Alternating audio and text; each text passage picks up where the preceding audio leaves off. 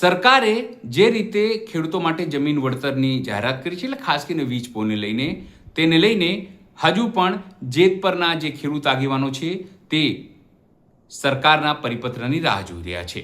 તો સ્પષ્ટપણે વાત કહી કે સરકારનું પરિપત્ર આવશે, તેનો અભ્યાસ કરાશે, ખેડૂતોને પૂછાશે, પછી કોઈ નિર્ણય લેવાશે.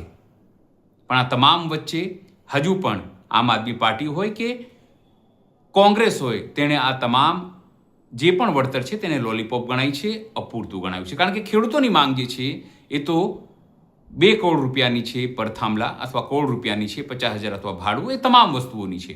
હજુ સુધી સરકાર અંગે કંઈ બોલવા તૈયાર નથી.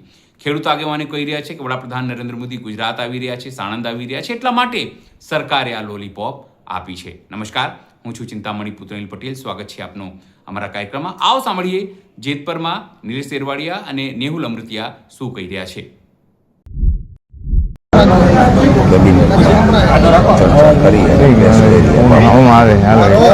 ગઈકાલે જે સરકારે પ્રેસ કોન્ફરન્સ કરીને જાહેરાત કરી છે એ બાબતે શું કહેશો?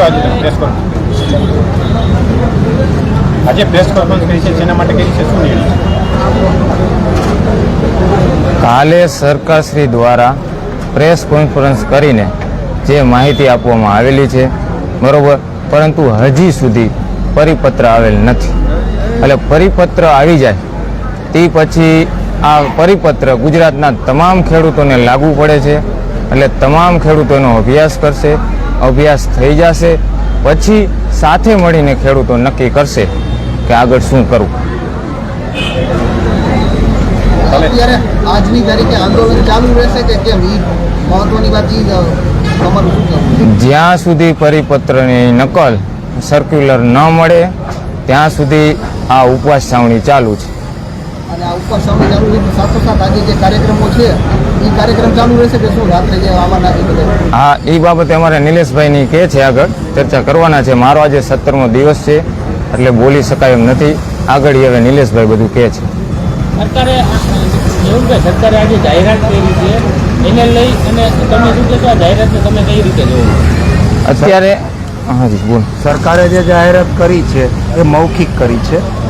જ્યાં સુધી એને એમેન્ડમેન્ટ એટલે કે પરિપત્ર રૂપે GR રૂપે અમારા હાથમાં ન આવે અને ખેડૂતો, ગુજરાતના આખા ખેડૂતોએ, સમગ્ર ખેડૂતોએ જે સમર્થન આપ્યું છે એની ટૂંક સમયમાં મિટિંગ બોલાવવામાં આવશે, ચર્ચા કરવામાં આવશે અને ત્યારબાદ આગળ વધવામાં આવશે. અત્યારે જે જાહેરાત થઈ છે, પ્રાથમિક અભ્યાસ કર્યો છે, તમે લાઈવના માધ્યમથી બધી રીતે આપના તમારી એક માંગણી સંતોષ એવું લાગે છે કે નહીં? તમે આ જે અત્યારે જાહેરાત થઈ છે એને કઈ રીતે જુઓ છો? આપના ટીવીના માધ્યમથી જ અમને મેસેજ મળ્યા છે, મીડિયા મિત્રો દ્વારા જ, અને એનું અમે ફક્ત લેસન કર્યું છે. પણ જ્યાં સુધી ઓન પેપર ગવર્મેન્ટ એપ્રુવેડ ના આવે ત્યાં સુધી વેલિડ ગણાય નહીં. એટલે આવ્યા પછી અને ગુજરાતના ખેડૂતો સાથે, સમગ્ર ખેડૂતો સાથે ચર્ચા વિચારણા કર્યા પછી આગળ વધશું.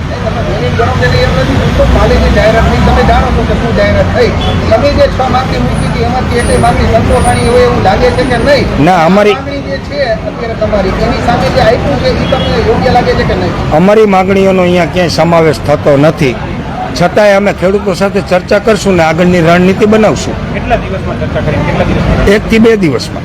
1 થી 2 દિવસ. અને આજનો કાર્યક્રમ જે હતો તે કાર્યક્રમ ગામમાં એક અવસાન થયેલ હોવાથી અનિવાર્ય સંજોગોના કારણોસર રદ કરીએ છીએ.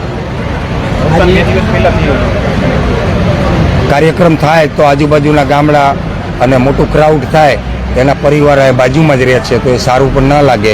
એટલે ગ્રામજનોની મિટિંગ કરેલ અને ગ્રામજનોએ નક્કી કરેલ કે આપણે આવડો મોટો કાર્યક્રમ નથી કરવો, એ કારણોસર અમે રદ કરીએ છીએ. ગામથી લોકો આવે છે, સોરી, ગામથી જે સમર્થનમાં આવે છે એ લોકો જે બાઇક રેલીની જે નક્કી કરેલા છે એ કરવામાં જે અગાઉથી કાર્યક્રમો ફિક્સ કરેલા છે નાના નાના ગ્રામ્ય લોકોના, એ તમામ કાર્યક્રમો રાબેતા મુજબ ચાલુ રહેશે અને છાવણી પણ રાબેતા મુજબ ચાલુ રહેશે. આજે અકાભાઈ દ્વારા પત્રકાર પરિષદ અકાભાઈ દ્વારા અત્યારે અમદાવાદમાં ભેટ કરવામાં આવી છે, એમાં કહેવામાં આવ્યું છે નિલેશ એરવાડિયા છે એ સરદાર છે અને ખેડૂતોને એમને મૂળ બનાવ્યા છે. સરકાર સાથે જે વાટાઘાટો કરવાની હતી ત્યારે એને 2 કરોડ રૂપિયા આપ્યા બાદ જ સરકાર સાથે વાટાઘાટો કરવાની જે વાત કરી હતી, આ બાબતે શું કહેશો? કરી શકે, બ્લેમ કોઈ પણ કરી શકે છે, કારણ કે આ આંદોલનને તોડવા માટેના અનેક પ્રયત્નો થઈ રહ્યા છે. મને કરોડો રૂપિયાની ઓફરો થયેલી છે, ધાક ધમકીઓ થયેલી છે. એ પોતપોતાની ઈચ્છાની વાત છે, કોના ઉપર કેવો બ્લેમ કરવો, પ્રૂવ કરવું એ મહત્ત્વનું હોય છે. આ આંદોલન તોડવા માટેના તમામ પ્રયાસ થઈ રહ્યા છે, પણ ગુજરાતના ખેડૂતો જાગી ગયા છે. કોઈ પણ લોભ લાલચમાં આવ્યા વગર, રાજનીતિમાં પડ્યા વગર પોતાના હક, અધિકાર અને ન્યાયની જ વાત કરશે અને અમારી લડત અવિરત ચાલુ રહેશે.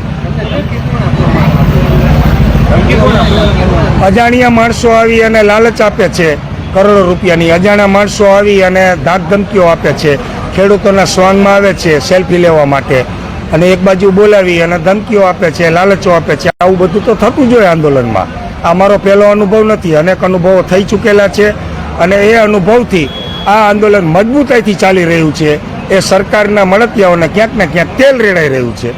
હકાભાઈ જ્યારે ડાયરો કર્યો કે નથી તમે કીધું કે આ હકાભાઈ જે છે એ બેંગોની બહાર આવ્યા છે અને કરતા સાથે વાટાઘાટો કરવા હકાભાઈ રાતે આવ્યા.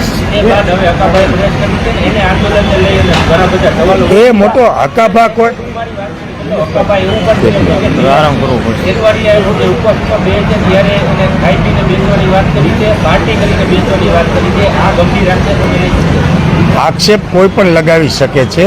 અહીંયા જે મેડિકલ ટીમ છે એ અમારી પ્રાઇવેટ નથી, સરકારશ્રીએ નિયુક્ત કરેલી મેડિકલ ટીમ છે. દર 3-4 કલાકે એ લોકો અમારું મેડિકલ કરે છે. જેને પણ શંકા કુશંકા હોય એ અહીંયાથી અમારા રિપોર્ટ લઈ શકે છે.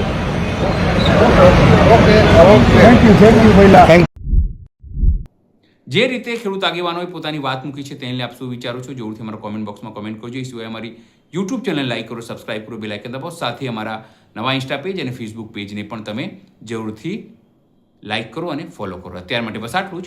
નમસ્કાર.